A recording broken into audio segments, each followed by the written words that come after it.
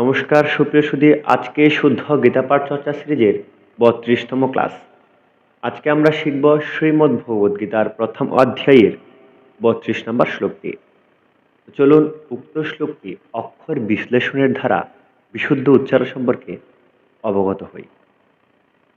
ন কাংশে বীজায়ম কৃষ্ণা। ৮।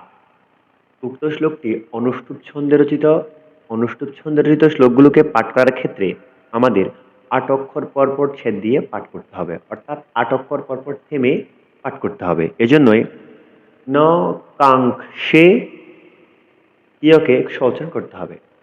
ন কাংশে বিজয়ম কৃষ্ণ ন চ রাজ্যম সুখানি চ। ন চ রাজ্যম সুখানি চ।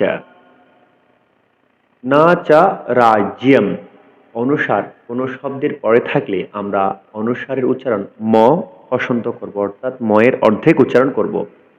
এজন্যই না চা রাজ্যম সুখানি চ।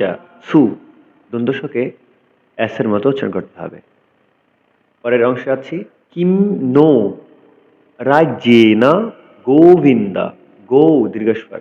৮ কিম ভোগৈর জীবিতেন বা। জি দীর্ঘস্বর।